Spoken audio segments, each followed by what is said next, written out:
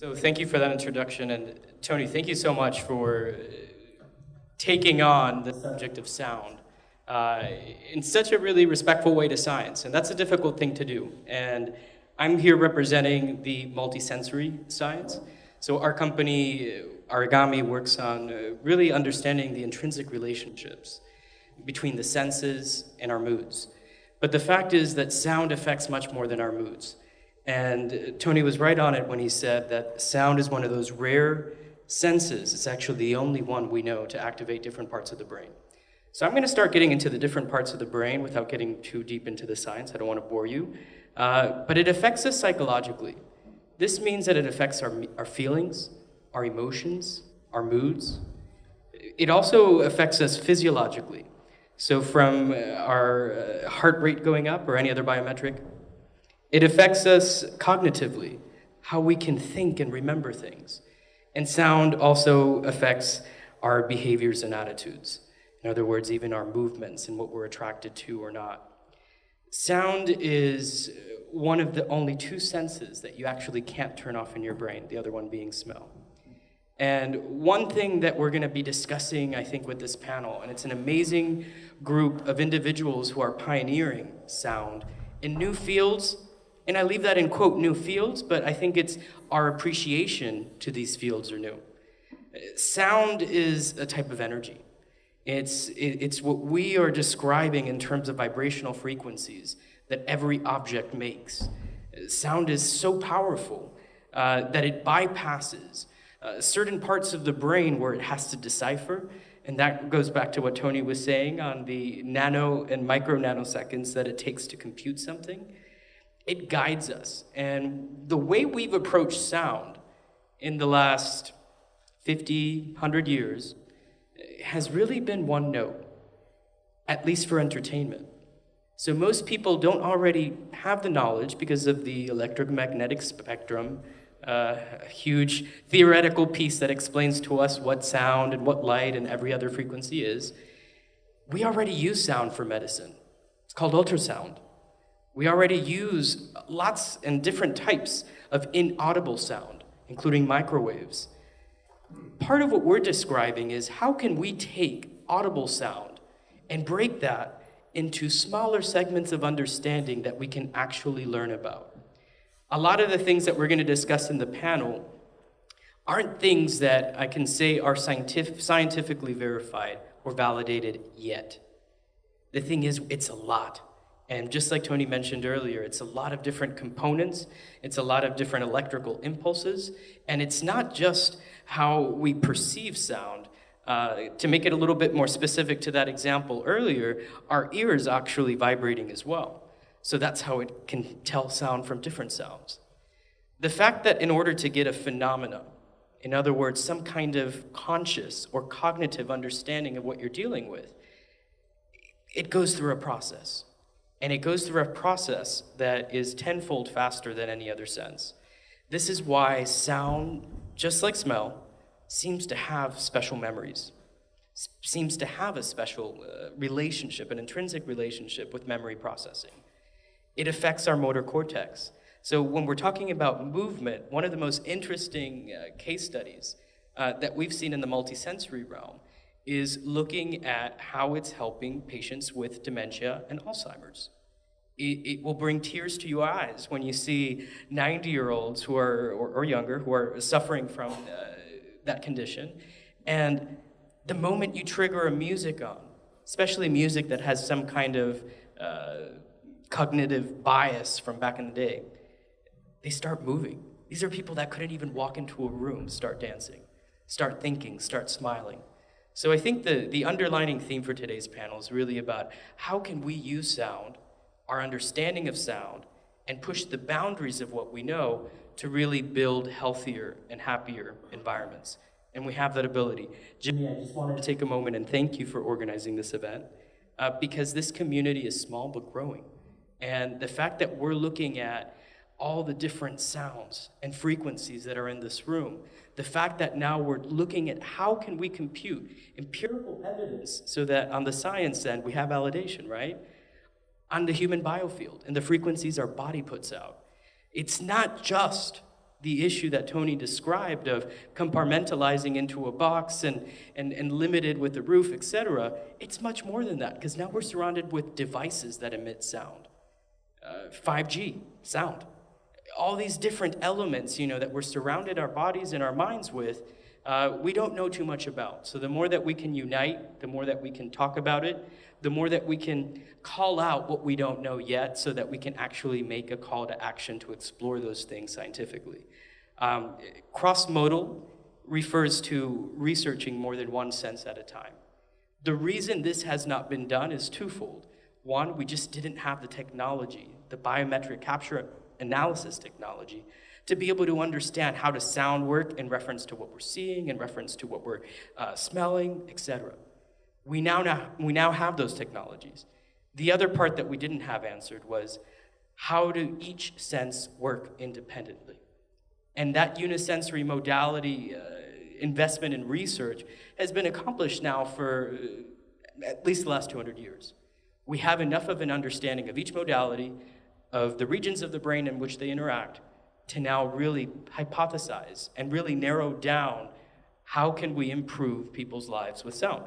So on that note, let's get our panel members up, if you don't mind, and we're gonna start having fun. Thank you.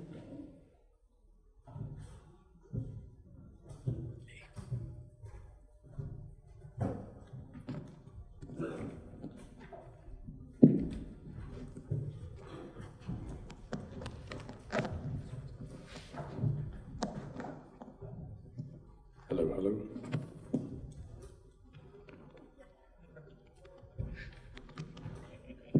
So hi guys, good evening. Hello. How's everyone doing? Do you have a, oh, perfect. Just very quickly, Ari, just wanted to say Tracy sends her apologies. She had to whiz away to Wales to see her grandmother, who's potentially going to have the last song, if you know what I mean. So yeah, she's with us in spirit, but she's gone to see her elderly grandmother in Wales. But joining us instead is Erin Sharoni, all the way from Miami, New York. Hello. Welcome. Thank you.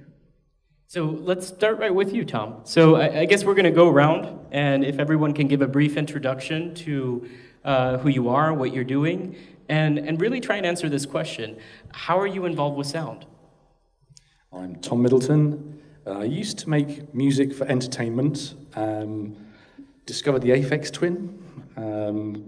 He inspired me to make music, and instead of being a graphic designer, I used to love dancing in clubs, and then got interested in mixing records together, and quite accidentally fell into this whole love affair with making sounds. It kind of rewound a little bit to listening to music on electrostatic speakers. My dad used to play me records of a guy called Isao Tomita, classical music reworked using synthesizers. I looked at the back of the sleeve and saw these analog synthesizers and got absolutely obsessed from the age of about 6 or 7. And so I've kind of got interested in this whole world of sound and music and experience, immersing myself in the ambience of sound, learned the tricks of the trade, went on to release records, accidentally became a DJ, toured the world, played to millions of people in 49 countries, and along that way stayed in a few hotels and noticed that we weren't getting very good sleep. And I thought, what if the music that I've been making intuitively that helps people relax could be used more meaningfully, like functional music? And over the last sort of decade, I've discovered this world quite by accident called neuromusicology, psychoacoustics, the science, the multidisciplinary science of understanding how music and sound can affect us to a behavioral level. Can you create sound that directly impacts the body, mind, emotions, and behaviors in a positive, meaningful way? So I guess you could say I'm now kind of a socially responsible music maker, content maker. I create content for platforms such as Calm, which you might have heard of. I released an album last year called Sleep Better that was designed really to help people take back that hour of sleep that we've all lost as a species. So my mission, if you like, is to impact billions, make the world sound a better place, if you like, through functional wellness music that literally modulates your brain, your body, your soul, and delivers something actually meaningful. Wow. How do you follow that up? Thanks, Tom. I guess I'm going next. Thanks, Tom. I think you asked how are we involved with sound? Is that okay? That's a very long answer, so I'll keep it short. Sound has been a part of my life since I was as small as I can remember. I think my parents told me that my first concert, I was in utero at a Bruce Springsteen concert, and everyone thought it was hilarious that this 9-month pregnant lady was standing there, and they credit that with the early delivery. But anyway, my dad, Tony would love this, raised me to be very aware of bad sound, and so he would sit there and like cringe with his hands over his ears whenever there was bad sound around. So I became maybe a bit of an audiophile accidentally that way, and then was a musician growing up, and I'm a DJ producer as well. First I was a raver, like most people in this room probably. But I also work in wellness and in biotechnology. I'm the creative director for a company based out of Kendall Square at MIT called Inside Tracker, and we use blood, DNA, and are working on integrating wearable data, specifically heart rate variability, and sleep architecture, which is what Tom and I have been talking about a lot lately, to give people very targeted, highly personalized nutrition and lifestyle recommendations. So while that might sound a bit separate, it's not, and obviously sound therapy is big, and so I think that all of this stuff is just going to be integrated more and more. I'm seeing it in the spaces that I'm working in, and then of course, just the fact that I know it's helped to heal me and many people I know, including my grandfather who had Parkinson's. And when he would listen to music from the country that he came from, he would light up. It was nothing special to anyone else, but to him it did something. And so that was really powerful. So yeah, that's how it is to me. What's your name? Sorry. Oh, sorry, my name is Erin Shimroni. My name is Tim Weiser. I came to music many, many years ago studying classical, and then I got to work in different genres of music from jazz and popular, etc., etc. Then a number of years ago, I was inadvertently poisoned by some aluminium sulfate being dumped in a final water supply. So I suffered a certain paralysis, which did affect my playing ability. It was quite a traumatic and difficult period for me on a professional level and obviously personal as well.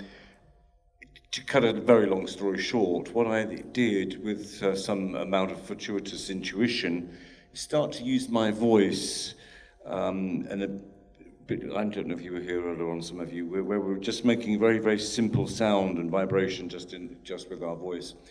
And what this has the effect, as many of our great speakers tonight have alluded to, is that the sound has the capacity to affect 100% of the cells in the body, the heartbeat, the respiration, the blood pressure. A lot of stuff is going on. That's on a physical level. But you've also got to imagine, obviously, the end result, of course, is also very emotionally satisfying. Anyway, I took to doing this humming, and what I noticed almost biblically after a quantity of days, it was virtually 40, I started to feel nerve regeneration again within my body, and my fingers could start moving, and I could actually start to kind of have a visualization that I'd be able to play again. So for me, firsthand, I was affected by the potency of sound vibrations to literally change the physiology of the body and to bring about relief from what we often call dis-ease. And this is the beauty of sound, as I said at the very beginning, or rather the end of our set. It gives you the opportunity to bring and come back to yourself. And it is that sort of majesty that resides within. So many other things we could say, because actually sound is acting like alchemy within your body. It's affecting the blood, the water content of your body. And of course, as many of us, we might sort of get into this a bit later, it has incredible patterns, visual patterns, which are called cymatics. And these look like mandalas, however you pronounce that, really very beautiful geometric shapes. And this is, in my supposition, what's actually happening when you are imbibing hearing sound that is, as I said previously, affecting every cell in your body. It's also possibly and potentially affecting the water content and the blood within your body, as well as so many, many other things, which I hope we'll mention. Thank you. Thank you. Go on, Cherub. I'll go last. Hi everyone, I'm Cherub. I am one half of Tim Wheater and Cherub, and this is the furthest I've ever sat away from you on a stage before. I quite like it. You did it on I do this more purpose. often. So I had zero musical experience or skill as a child, really. I tried everything, wasn't really good at any of it, but had a lovely childhood growing up and giving it a go. Got a first-class business degree and then travelled for 6 years. And for the first few years, spent the summers in Ibiza and the Miamis in winter. Other way around. Do you get what I mean? Yeah, you're there. And then spent time traveling the world and immersing myself in different cultures where sound, singing, drumming, connecting was like a very integral part of the community. It was the fabric that weaved the society together. And I would sit amongst tribes all over the world for years where they would sing up the sunset and, you know, drum to the sunrise. And it was just such a beautiful way to live. And it became part of who I am. And then after about 6 years traveling, I moved back to England and was just so aware of how little sound is relevant in our lives. And before I traveled, I'd spent a lot of time raving as well, as most of us in this room. So I became addicted to that tribal communal culture that we all feel when we're raving together. And you mentioned Daniel Levitin, that's it. You know, I've read that book too, and he talks about how sharing musical experiences together actually helps you form bonds and connect. So that's essentially how we all feel so connected, is through music. And then going into that more tribal experience of sound through various plant medicines in the jungle, to mantras in India and native flutes in South America. It was such an incredible journey for me that when I came back to England, I missed it, and I wanted to find a way of bringing sound into my life for my own personal benefit, not to ever create an empire or anything. And I did some research, found out that your main man, Tim Wheater, was the leading pioneer in this field. Tracked you down. He wasn't easy to track down, doesn't check his emails very often. I managed to find him quite miraculously and asked him to train me, and he did. And we've spent about 8 years together now, haven't we, me and you, my friend? And it's been an incredible journey, and I'm so lucky that he's been my mentor, my guide, my best mate, my big bro. And together we've become very, very dedicated to educating those around us on the healing and transformational powers of sound. And what started off as us sort of celebrating and championing this field of sound healing in the spiritual community. And that was where it started, wasn't it, Tim? 8 years ago, our first event together. My sisters were there, not many other people. And over the past 8 years, I know you've been doing it decades, but for me it's been about 8 years now, and it's been so amazing to see this momentum building. And the fact that we're here today amongst people that are more leaning towards the music and the electronic and the tech world, it's so reassuring for us, and to know that it's finally becoming mainstream, because for the past few years it's been our goal to sort of evolve sound healing as a tool, as a vibrational tool for transformation, out of the spiritual field where it sits quite comfortably, and all the people that are in that field know it and use it and hum and chant and have gongs and crystal bowls, and that's part of their everyday life. We want to cast that net further now and start bringing in people from all different walks of life to make this more mainstream, so that sound healing can finally take its place in the field of popular arts and culture, and so that it can be as relevant as music is, and as powerful, because it really is. And we've had so much anecdotal experience over the past 8 years together of how sound can heal on a cellular level. So it's really exciting to be here to be amongst people that we can potentially now bring this out into the masses so that more people can benefit from it. It's very exciting. Awesome. Thank you. Thank you. Wow. So many great stories on the sofa, right? I've got to follow that up. I'll keep it short. I grew up around studios from a young age, to the point where I was excluded from them for reprogramming drum machines, probably around the time that sound was perfect at the end of the 80s, right? I then became a DJ when sound was probably going imperfect, running around with some records. I played on this stage a number of times when I was still pulling around a big box of records that was probably bad for my back, but good for my ear. It was great fun. I DJ'd for a while, and I got into playing with bands because I got a little bit sick of sampling other people, so I wanted to sample myself. I started making records, and I had some success in 2012, had a track that got me around the world, made me some income and solidified me as a producer.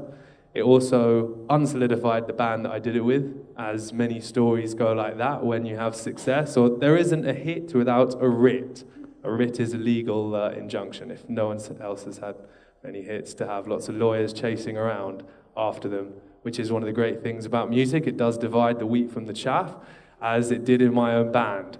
After that experience, I definitely was looking for some sort of meaning in sound, since I'd been surrounded by it, and it was awfully wonderful, but seemed to be losing some meaning to myself, as I'd seen the industry as well and gone through the industry, which, as many people in the industry may know, it can be a challenging industry. And that's when I found myself drawn into the more subtle elements of sound, which relate to meditation, sound healing, Eastern practice, traditional medicine practice. And I learned and studied these techniques and have been applying them to electronic music. And then I got invited here on the stage, so we'll leave it at that. Nice to meet you guys. Thank you. Thank you. So, for giving us a little bit more insight into how you're involved with sound. And, you know, on our end, sound is such an important sense that I obviously talked about in terms of research. But it has more qualities than what we know. So I'm going to ask a question to the audience real quick. By a show of hands, who here believes sound can be harmful? Okay, so then by default, you believe it can be healing, right? Must have some other positive benefit that we can look at the other side of the spectrum. Sound healing is a topic that's hot right now. And I say hot in the sense of marketing. But what we're trying to really converge here is that it's beyond hype. It's something that we can biometrically screen and validate, and something that now we can understand really how to take that healing element into new dimensions in the body. So, Tom, you and I get to work a lot together, and we were up at MIT not too long ago at Media Lab, and we're seeing how technology is helping in a different way. Whereas the transition from analog to digital really perhaps displaced sound in the terms of how we approach sound. But now with other technologies, not really within the entertainment or sound industry, what do you see as the next wave of technological changes with sound? So what's really interesting right now is obviously with the sound spectrum that we're talking about, we can go beyond the range of human hearing. There's a company here that's Subpac, who use the low-end spectrum, infrasonics, to connect with the body, primarily for entertainment and for producers to experience sound through this sort of tactile, haptic sense.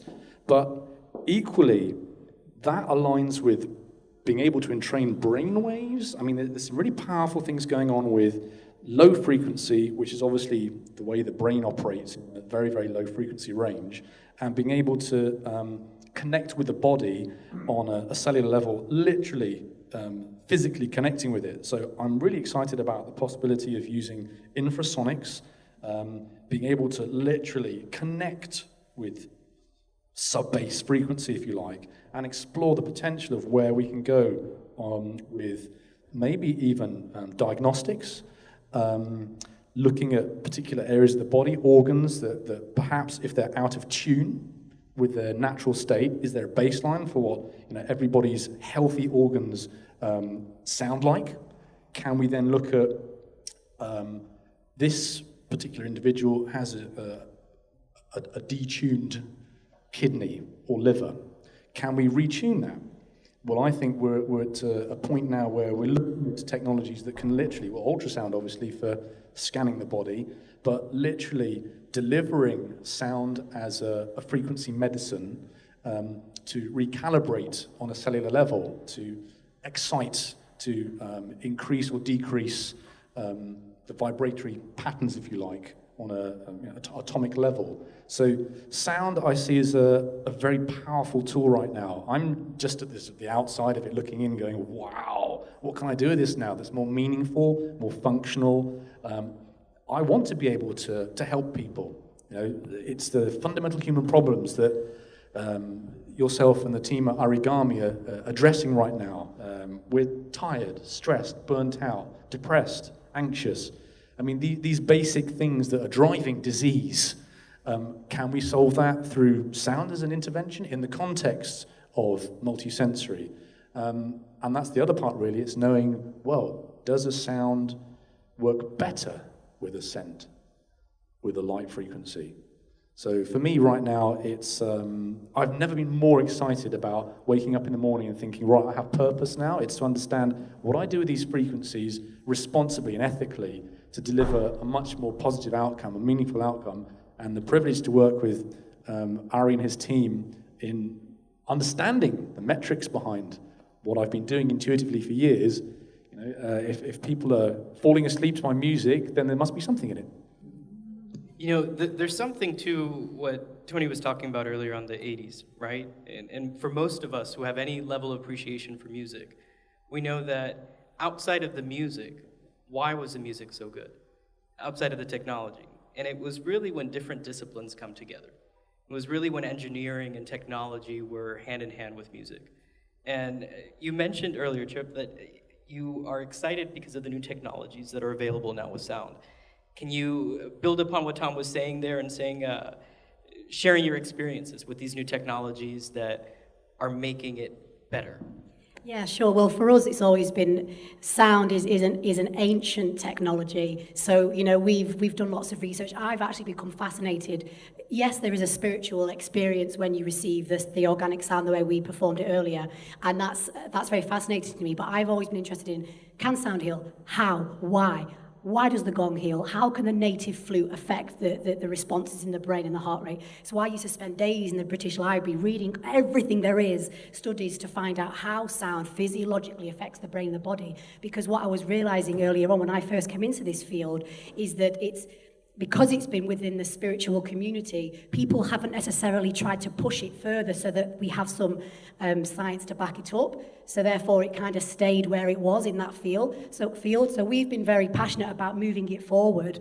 And for years, we've been aiming towards joining up with people to create more tech, more science, more evidence that people can have a felt experience of how it works through the experience of sound, but we can back it up with real science. So it's really exciting for us now, after years of doing it the way we do it, that people are now becoming more interested, people are talking about it. And we personally train about 44 new sound healers a year. I think I saw one of our graduates in the audience at the back there, yay.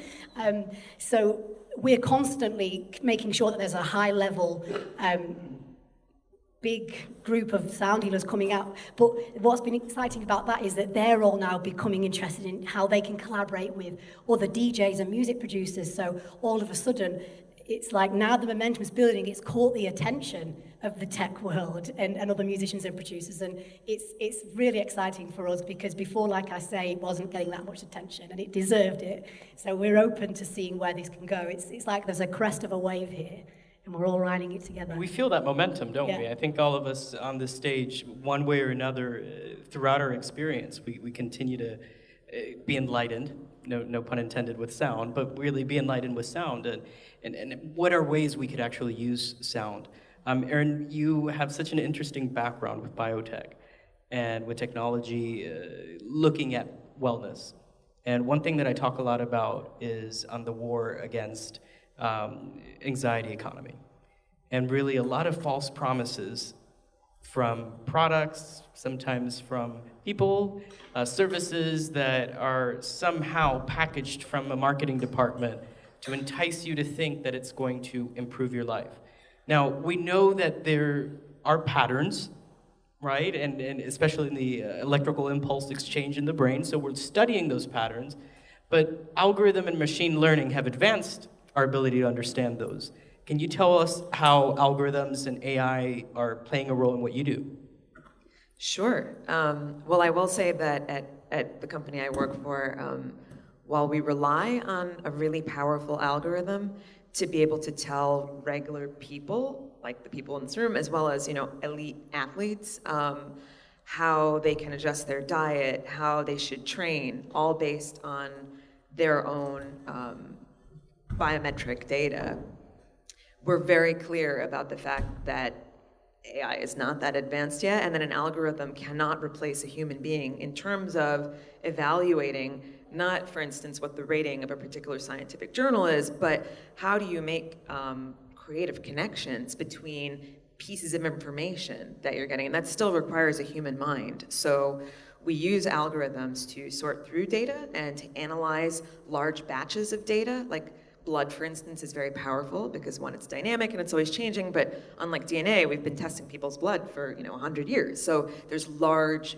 quantities of data, and you can do really powerful statistical and predictive analyses with that, but we still don't rely only on machines. And that's sort of an interesting comparison to this talk that Tony was talking about earlier, with the replacing analog with digital. It's a stretch, but it's kind of similar.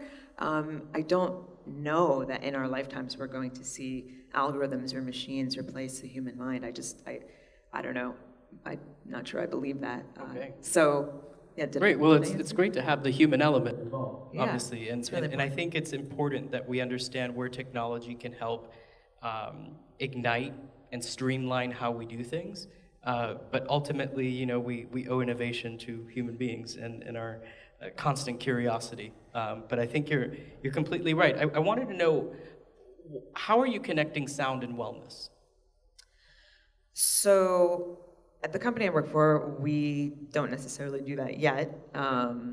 We're offering nutrition advice and lifestyle advice, like, you should meditate because this is a very crude example, your cortisol is high.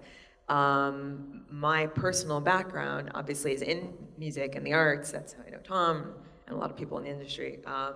And so I think that the technologies that people on this stage and in this room are working on are going to be things that companies like mine are going to start recommending. For instance, use a sub-talk while you listen to Calm 15 minutes a day. And by the way, the other thing that's interesting that we haven't touched on yet is this idea of personalization, which is obviously really big in the wellness and medical world, but from a scientific perspective, if you're doing scientific experiments, especially in biology, you have to consider the concept of heterogeneity, and that there is not one size fits all. And if you think just about a field like genetics, for instance, we can't make recommendations based only on DNA, because one, we don't know very much, but two, we haven't analyzed all the different populations in the world, right? So what's right for one demographic isn't necessarily the right recommendation for another demographic. And I do think that as sound medicine advances, there's a baseline of what's good and bad, but I think that it's much more nuanced than that. One diet isn't right for everyone at every point in time in their life. And so maybe sound recommendations will follow that pattern as well. Thank you. Tim, you have, I think, the most personal story with sound. And you've had a recovery with sound. You've been healed using sound. Can you share a little bit more detail about that journey and how it's changed your relationship with sound moving forward? Yes, of course. Sorry, I'll go back to the microphone, I beg your pardon. It's been touched upon several times previously by the speakers, quite rightly and insightfully. Sound is more than just entertainment, and we quite rightly consider that to be a very, very important part of it, and indeed sound does accompany us from the cradle to the grave and is very important and indeed very, very personal to us. But beyond that, it is also a functional art of healing and of transformation. So the healing we're touching upon already, we're making some references to the vibrations that affect different parts of the body and the brain and the cells, etc., etc. But at the same token, and I think I touched upon this before, sound in its, in a pure sense, or if it's a very slow ballad or beautiful slow piece of classical music, has the ability to really take you very deeply within, to a very serene, gentle heart space. And this can be in any situation. I mean, it could be from the broken-hearted to someone in grief, to someone who just wants to maybe go deeper within a conscious meditation. And even using that word conscious, what is interesting is again, what we're all talking about is this awareness and this consciousness that sound is this extraordinary vehicle, and that it is and can make a huge difference to everybody, actually. And we're obviously touching upon the scientific thing. But what's interesting when the likes of us probably look back some of the past, and this is maybe different now because it's not to disrespect how people perceive and receive music, But I tell you what, when I was a kid, music was so important to everybody. It's what we all talked about. We didn't necessarily have the same thing, but within society, it was important. I mean, now, what's that expression that whether you use it, we have such a variety of music. Do you remember what I say on that, Cherub? Say it again. This, when we talk about the variety of music we have. Oh, you're saying it could make or break a civilization? Yeah, and music is a reflection of the society that we have, very much so. What you have to now look at is obviously incredibly complex modern societies. When you trace it back historically, you'd look at, I've got a quick picture of Egypt. You're there and you've got people probably sort of singing certain chants and tones in certain rhythmic modes that keep them moving and functioning together as a tribe. And no doubt, our ancestors have done the very, very same thing. So it's about, perhaps we're coming full circle again to having this recognition that frequency, sound, vibration is an integral part of the world. And indeed, when you go to an Eastern culture in India, there's an expression in the Sanskrit language, which is Nada Brahma. And Nada Brahma translates as the world is sound.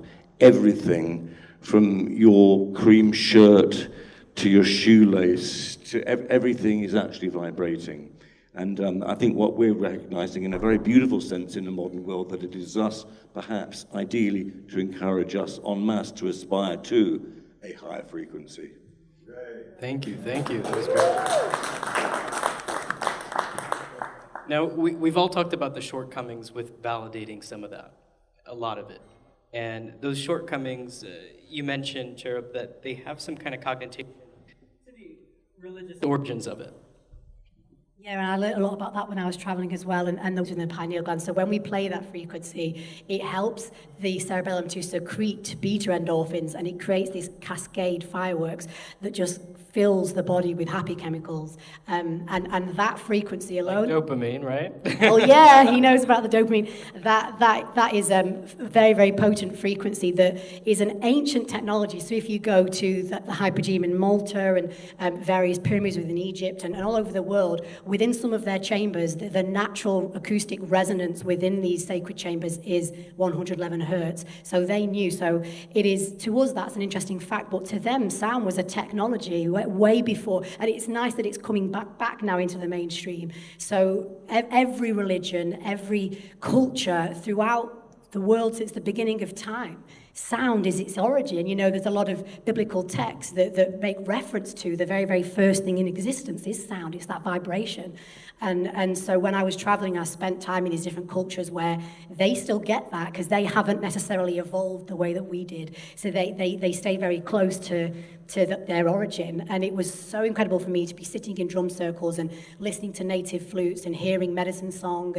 And that is the way we're supposed to live. And then when I came back to England and realized that we are just bombarded with sound and noise at every angle, all day, every day, so much so that we actually often have to detune our senses just to be able to get through the day in London or in any big city. And over time, it's not only is it affecting our hearing, but it's forcing us to live in that sympathetic system, this fight or flight mode. So we're constantly in a state of stress all the time. And then because of that, as a knock-on effect, we start to breathe from our chests instead of breathing from our bellies, which ultimately leads to anxiety and depression and to a certain extent mental illness. So if we can start to remember these ancient technologies and practices from our forefathers and our origins, we can essentially get back to who we are. And perhaps this great disconnect that we feel in the West specifically is due to the fact that we're not sitting in circles singing and drumming and connecting to the earth and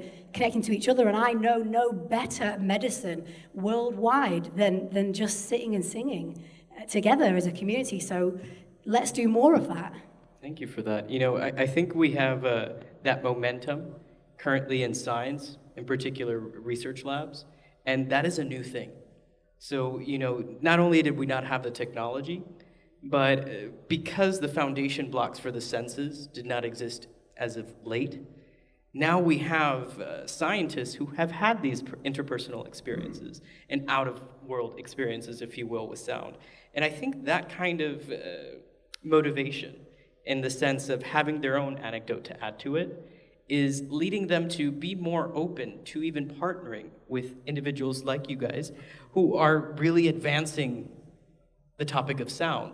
I sit a lot in meeting rooms with scientists that you have to convince to work with major universities that you have to convince to work with, and they are very selective. Let's just use that word. They're very selective with which projects they take on.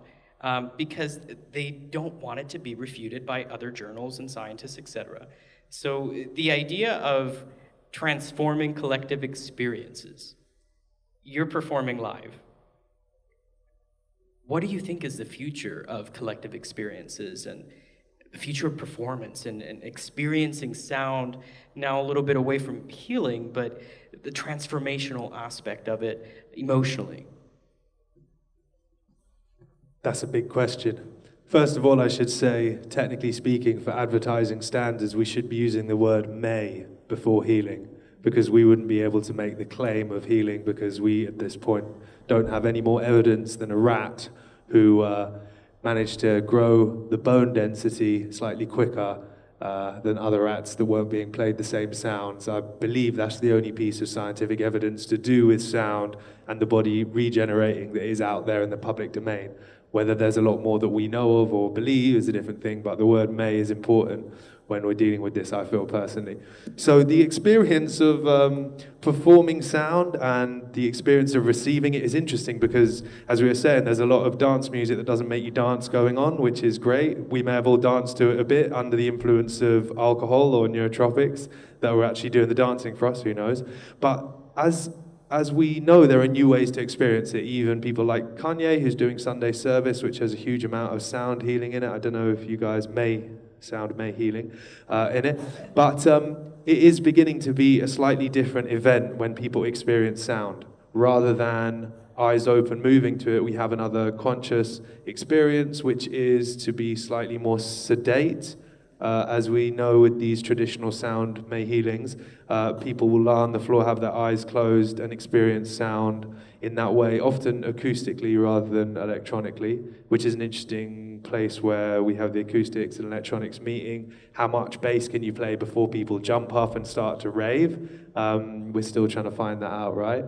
But yeah, there's definitely a shift in consciousness in how people are accepting what a performance is and how they can receive. That's part of the subtle difference that's happening. It doesn't have to be 2 to 4K blasted out of an electronic system made out of plastic in the red. It might be a very subtle noise while you're lying down and you hear some wind or someone shouting from the canal where you guys do.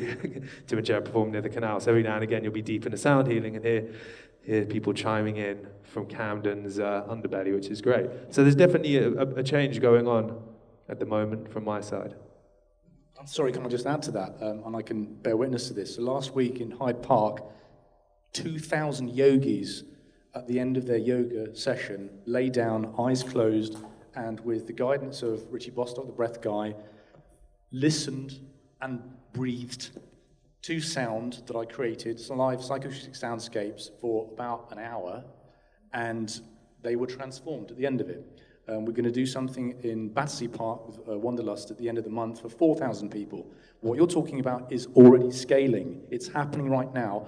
We're test driving this in the Ministry of Sound, using the sound system in there, using this haptic transmission of bass frequency through the floor, people lying down.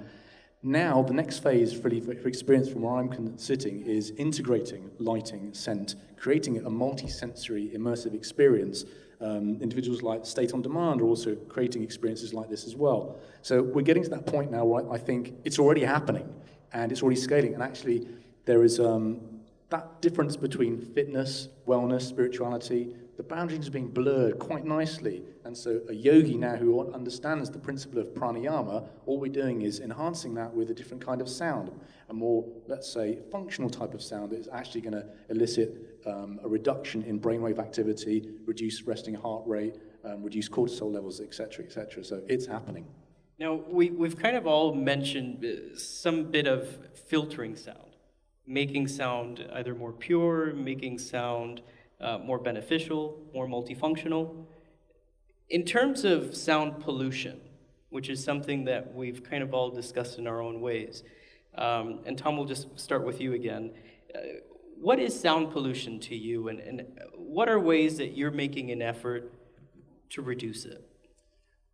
I'm quite passionate about this because pre-industrial revolution, we were exposed to around 35, 45 decibels of, in the term soundscape, which was coined by Bernie Krause, geophony, which is the sound of the elements of the earth, biophony, which is the sound of insects, birds, the stuff that actually makes you feel safe, because when the birds stop singing, it's time to run.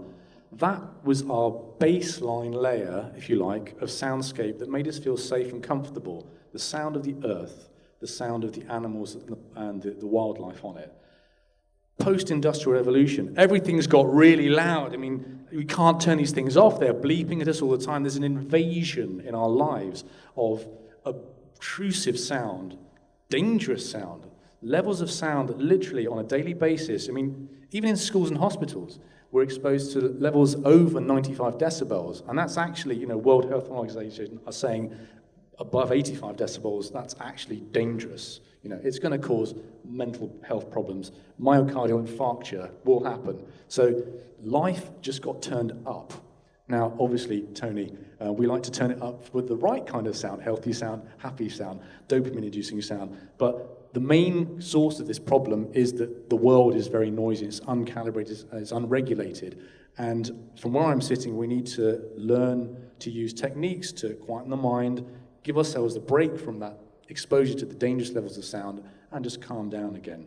So I create content for a platform called Silent Mode that reduces your, let's say, exposure to the harsh reality of sound around you, just to give you 5-10 minutes of breath work with sound, just to kind of recalibrate, calm down, reset. I think that actually the world needs a bit of help in calming down and reducing their sort of overall stress levels. And we can do that by maybe talking about acoustics, Tony. The environment that we're in, if it hasn't been acoustically treated properly, I mean, look at architecture now. Glass, metal, nightmare. You can't control the sound in it. It's just doing our heads in. We've got all these 4K frequencies that are bombarding us and destroying us. And what we need is a sort of a softer environment, more natural environment, maybe a little more organic. So, in terms of where we are right now, life is a bit too loud, and it's stressing us. It's killing us. It's literally driving us nuts. We just need to learn to recalibrate at the right moment, turn things down a little bit. And so the practices of Tim and Cherub and Aaron, this is where we get a chance to actually come back down to zero, or maybe with the air conditioning in here, maybe about 10 decibels, and just come back up to that sort of nice, safe level around 30, 40 decibels. Learn to actually listen mindfully, and that's definitely going to help us all in the future. Thank you, Tom. Aaron, you're our rock star embryo over here. So you've been around sound and you've made your own sound, but how does sound pollution affect you? I mean, just as a professional. I actually have a very interesting scientific tidbit about embryos that sprung to mind as you asked the question and Tom was talking. There's a very interesting study, and it's the only one that I know of. I'm pursuing my master's degree in biology, and I was in an invertebrate zoology class last year. It was actually kind of a mistake, but it was really interesting. And I came across this study randomly, and I kept looking, and I was like, this is the only thing that anyone could find on this. My professor didn't know of another one. My TA didn't know of another one. This is Harvard, to assume that they know what they're doing, right? You went there too. And so it was a small study that found that the ambient noise pollution from boats, cargo ships, just all boats in the ocean, were affecting the embryogenesis of invertebrates. And this hadn't been observed before. They've observed the effect of noise pollution in the ocean on vertebrates, particularly cetaceans like dolphins and whales. We know that all the blasts underneath, the dredging is really bad for them. But what they found was the viability of the embryos that were exposed to just pretty low-level ambient boat noise was reduced by something like 60%, and that's really significant. And so I asked my TA, and he said, yeah, I mean, that's interesting because no one's looked at embryogenesis before. So if you think about a baby in utero, what's happening when you have a phone next to your belly? And we know that the amniotic fluid is extremely conductive. So that's just something else to think about, that it's not just affecting us, but it's affecting all of the creatures on this planet, and it's affecting developing organisms, which, as a scientist, I think is really scary. We need to be really a lot more responsible about that. A dear friend of mine who actually performs cymatics, Tim, back to your point, Aaron, on frequencies at an embryonic level. She's currently doing a really fun study called Fundamental Frequencies. And it's literally trying to understand and now add more empirical evidence on what is going on during those stages of development, especially, again, with the sound contamination, if you will.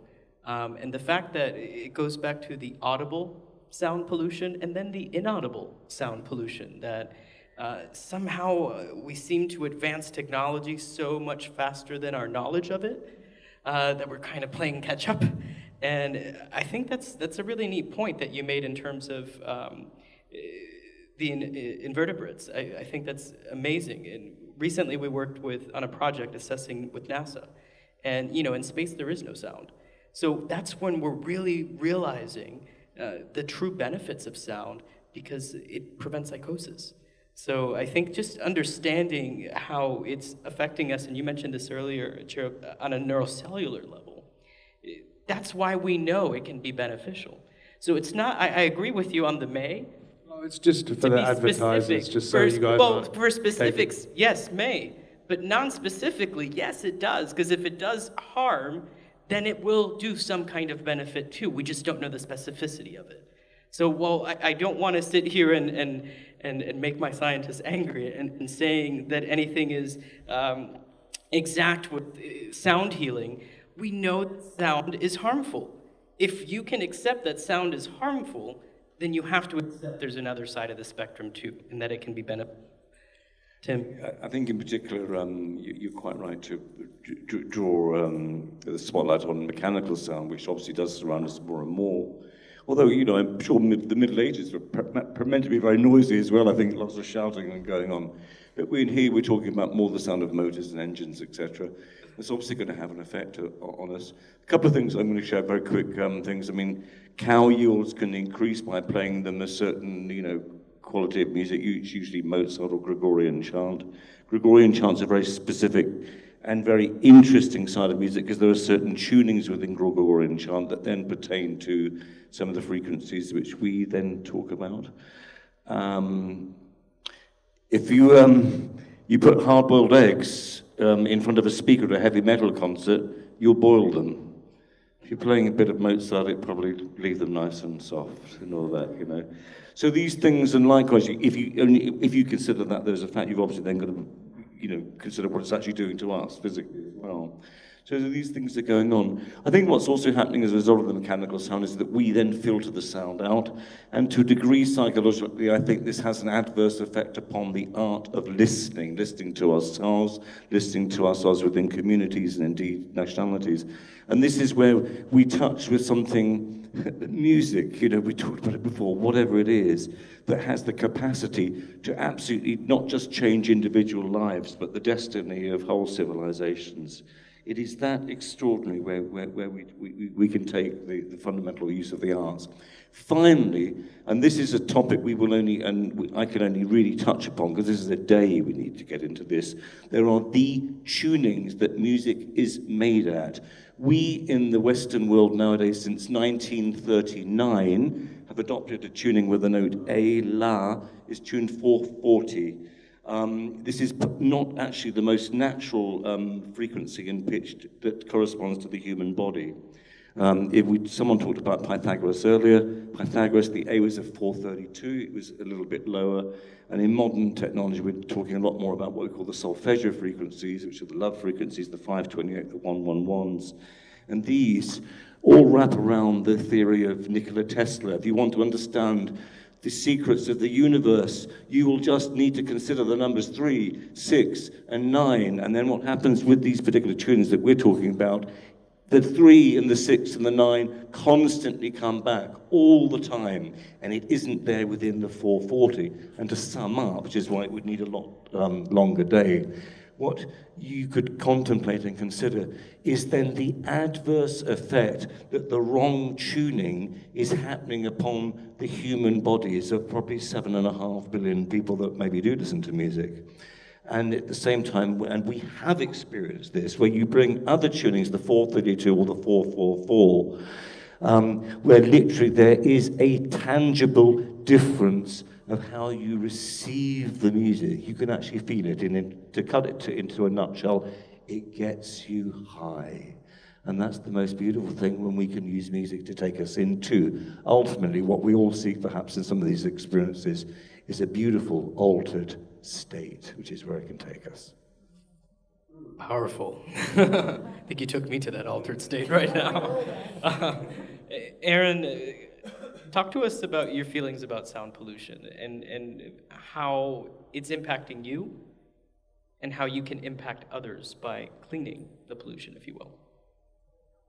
Sure. Okay, sound pollution. Well, sound pollution, like we were saying, is ever present in the city. We have really high levels of sound on the tube. We even have some sounds that are potentially deafening, and they do have the ambulances here, I believe a few dB than any other city in the world. We have the loudest ambulances in the world in London. I think New York actually might be the same level. So yeah, we're used to a huge amount of sound pollution. And how do we get through that? How do I personally relate to that? How do you guys relate to all the sound pollution or the static that you hear on a daily basis? People on the train, people on phones, horse-drawn carriages. Oh no, we're not horse-drawn carriages anymore, are we? Right? We're automobiles, and all of the sound. But it is a challenge, and I think that there's a certain sort of, how do you put it, hardening that happens in all of us, where we become less susceptible, because as human beings are extremely susceptible to the environment that they're in and changeable, we must be changing as we experience all this meaningless, aggressive sometimes sound, which is polluting essentially our sense of listening and our ability to listen and hear. And sometimes you can really feel that when you get into these altered states using sound. What you begin to hear more than the sound itself is the silence, because that is something that we're generally missing. And that's what happened this evening when I was listening to Tim and Cherub. The first thing that I began to hear after they'd started playing was the air conditioning. Because usually you won't hear it, but then the moment you have sound that makes you feel ability to be vulnerable, to be open, you will begin to perceive these pollutions, these things that you have a resilience to generally. So there is a narrative of being able to find the space, find the music, the headphones, the room, the people, the environment that lets you turn off that resistance that we're all doing on a daily basis to just stay sane to a point. Thank you, and I fully agree. There's so many different distracting sounds that, obviously I'm not hooked up to an ECG all day, but we know that some of these sounds are harmful. What is it, the Northern Line here? I'm still getting used to it. Yeah, it is the Northern Line. That is wow, that line is definitely rough. You see people's... Jubilee Line, 105 decibels between North Woolwich and Canary Wharf. that's like a rock concert. But acknowledging that, I have to say that there's a lot of new efforts, startups, entrepreneurs, combinations of research-driven companies like mine and content providers like everyone on stage that is really leading to some solutions, to presenting solutions to government and other organizations, because it's easy to complain about, right? We all complain about what's wrong with this or that, but it's much more difficult to find the solutions, and they're complex. Reality is quite simple, but because the complexity of the brain makes it so. And it's going to take all of our efforts, including people in the audience and the different companies that are supporting now this proper use of sound. And I think that's something that I wanted to end with the panel and talk about sound and education. Do we learn sound at an early enough point in terms of conscious understanding of what it is, what the benefits are, of what the harms are? I feel that if we're going to be talking about how to improve the future, using sound, the future is always cradled in education.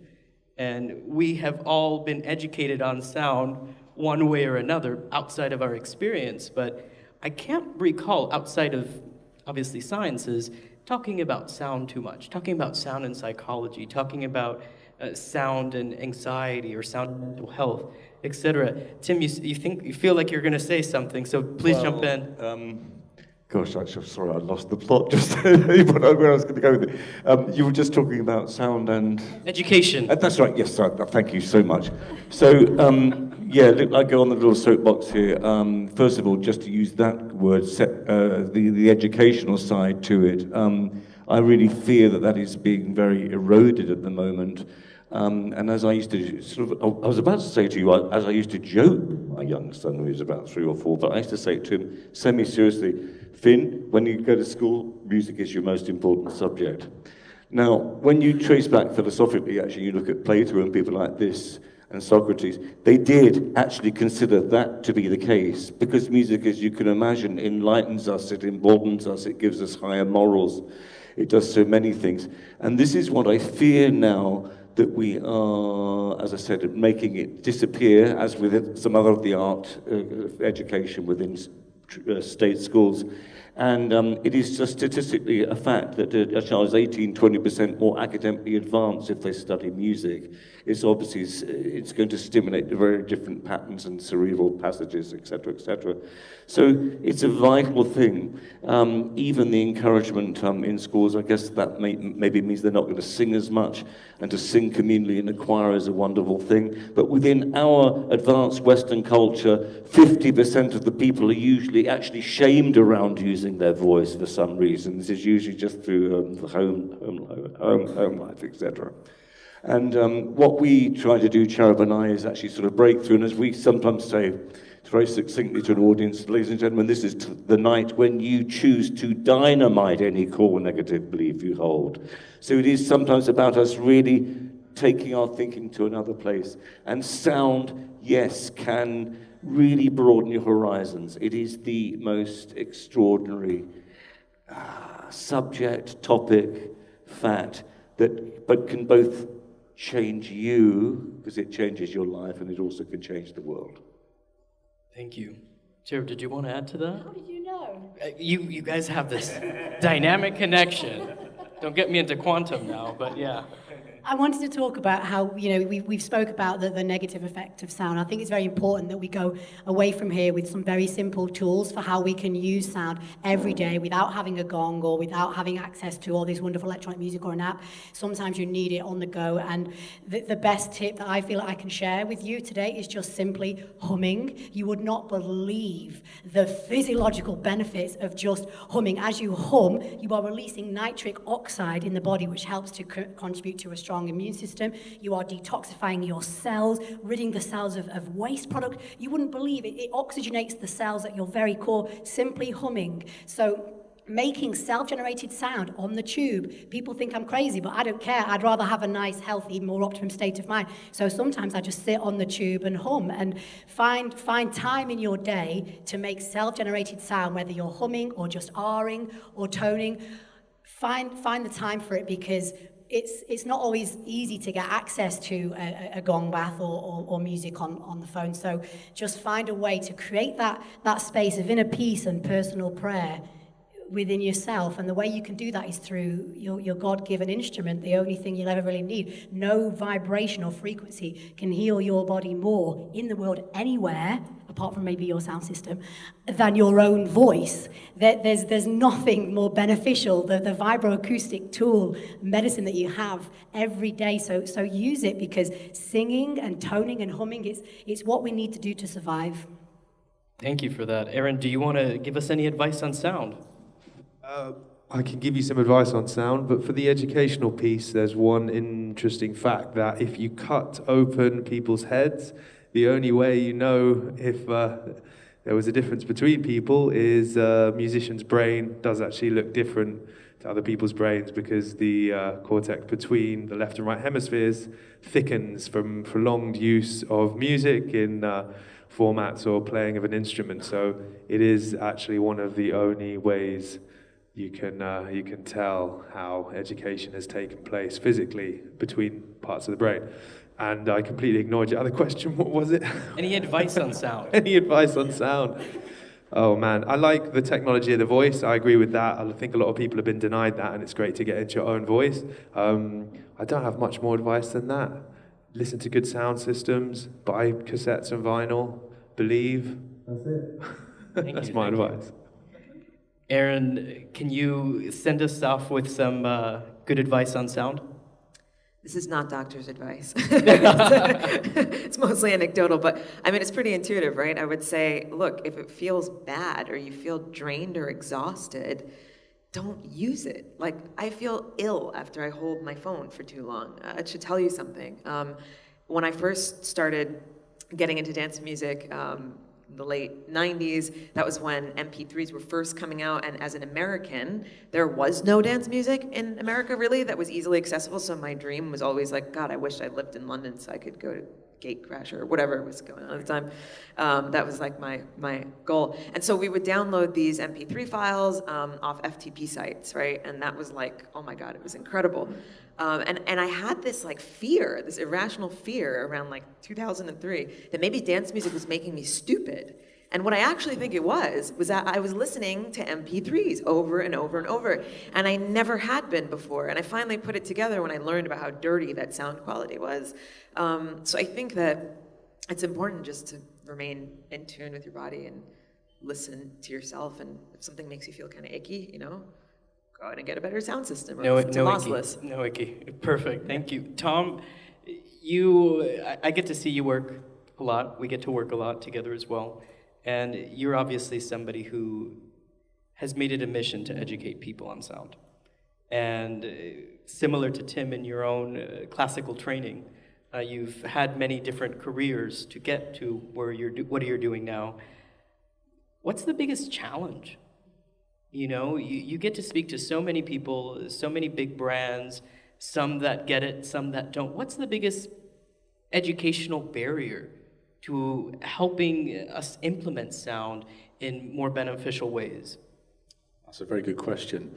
I think we're seeing the resistance is sort of starting to drop now. Obviously, as people are accepting the fact that sound has evidently properties that are yet to be properly quantified, and yet, look at this, huge experiences, people are listening to sound, and there's a transformational experience going on.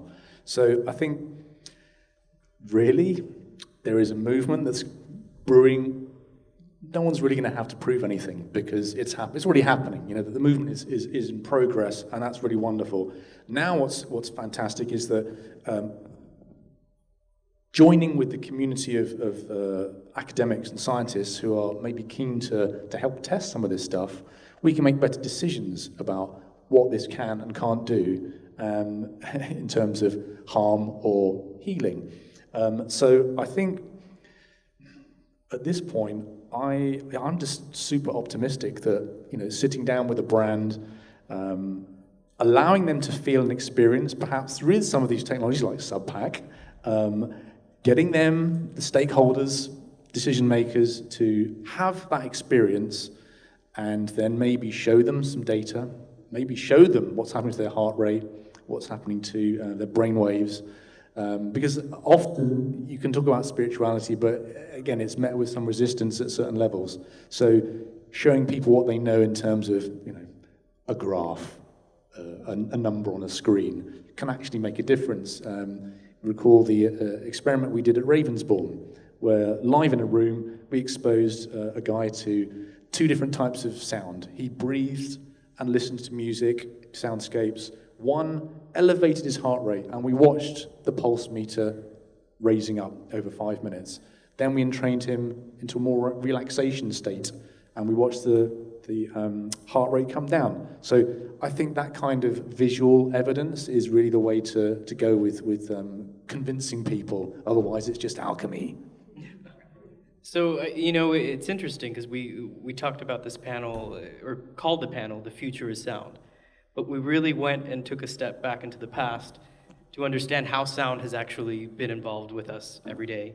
but really talking about how it's affecting us now.